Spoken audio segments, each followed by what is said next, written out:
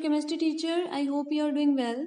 And today in this video, we are going to start with the topic conditions of change of state of matter. To melt a solid, we need to heat it. Here in this table, melting points of some solids are given. You can clearly see that some solids melt at high temperature and some at low temperature. No two solids have same melting points, and same is the case with the boiling points of the liquids. Every liquid requires different amount of energy to get converted into its gaseous state. Have you ever thought that why different solids and liquids require different amount of energy to change their state? The answer to this question is that the different solids and liquids have different interparticle force due to the difference in their interparticle space. Like if we talk about ice and iron, ice has more interparticle space between the molecules than iron. So that's why the interparticle force between the molecules of ice is less. तो उनको अलग करने के लिए या दूर करने के लिए हमें लेस एनर्जी चाहिए होगी. So that's why the melting point of ice is lower than that of iron. But the gases behave differently than the solids and liquids. Almost all the gases show the same behavior at fixed temperature and pressure, because in every gas the interparticle spaces are very large, due to which in every gas the interparticle force of attraction is almost negligible. Then before moving on to the next topic, just think that if we melt 20 grams of ice, then what will be the mass of the liquid water formed? Can you guess? Obviously, the mass of liquid water will also be 20 grams, because यहाँ पे just state ही change हुई है. Ice के molecules थोड़े दूर होके liquid water में convert हो गए, लेकिन उसमें कोई और चीज़ add तो नहीं हुई जिसके कारण उसका mass ज़्यादा हो जाएगा, ना ही उसमें से कोई molecules हमने बाहर निकाले हैं ताकि उसका mass कम हो जाए. Then we can say that whenever any substance changes into another substance, its mass does not change.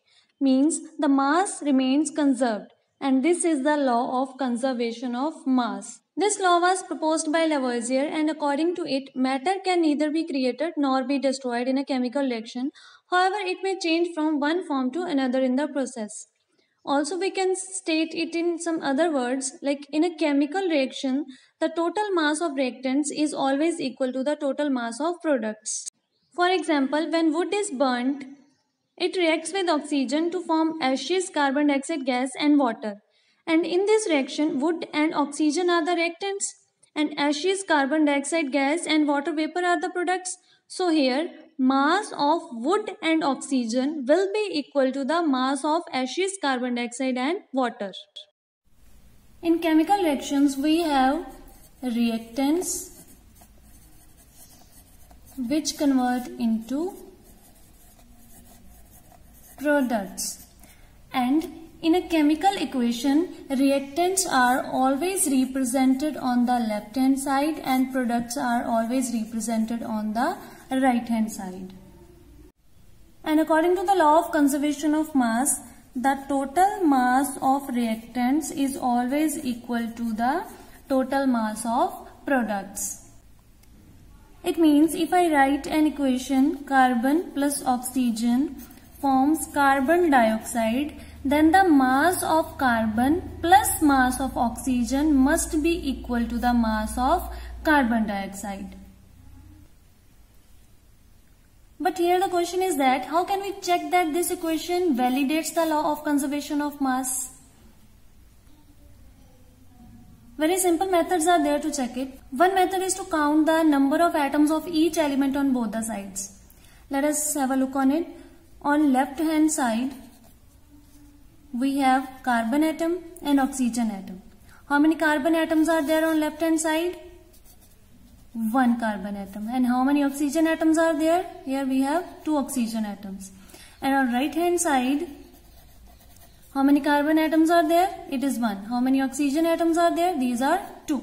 So now see, if on left hand side 1 carbon atom is there and on right hand side also 1 carbon atom is there, it means that carbon is neither increased nor decreased.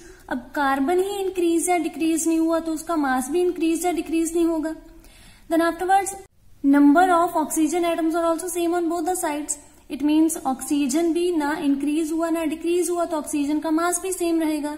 So whatever the mass was there on left hand side, same is the mass on the right hand side. So we can say that if the number of atoms of each element remains same before and after the chemical reaction, then law of conservation of mass will be followed. And such kind of chemical equations in which the number of atoms of each element are equal on both the sides of chemical equation are called the balanced equations.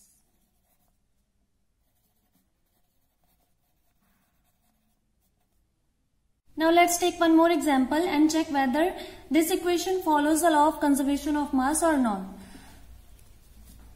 Magnesium reacts with oxygen to form magnesium oxide. Here on the left hand side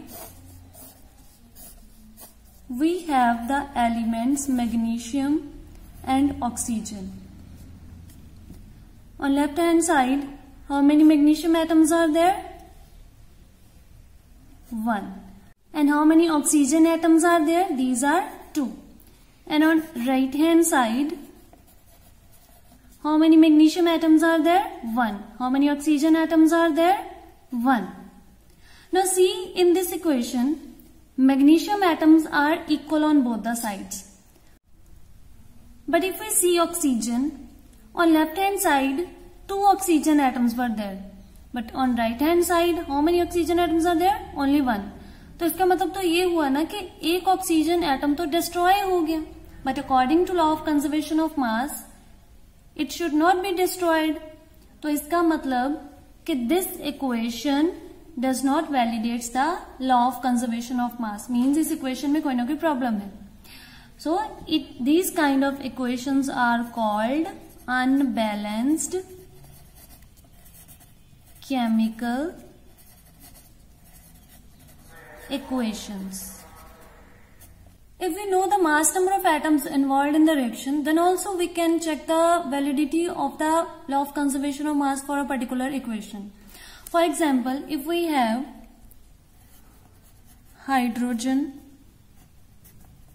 plus oxygen, it forms water. Here, mass number of hydrogen is 1 and mass number of oxygen is 16. So here we have to prove that mass of reactants is equal to the mass of products. Here also first count the number of hydrogen and oxygen atoms on left hand side and on the right hand side. So on left hand side, number of hydrogen atoms are 2 into 2, 4, and number of oxygen atoms 2. And on right hand side we have 4 hydrogen atoms and 2 oxygen atoms. So if we have to calculate the mass of reactants,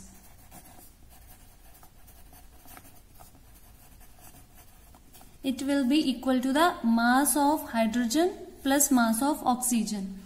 How many hydrogen atoms are there? 4.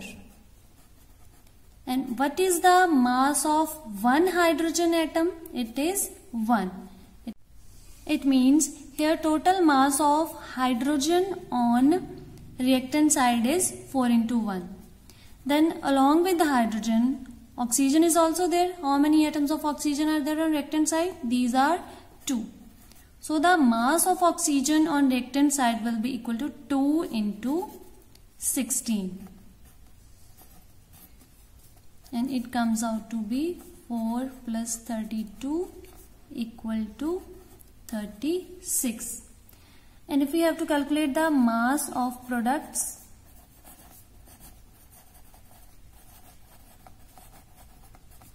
on product side, how many hydrogen atoms are there? 4 are there. And mass of one hydrogen atom is 1.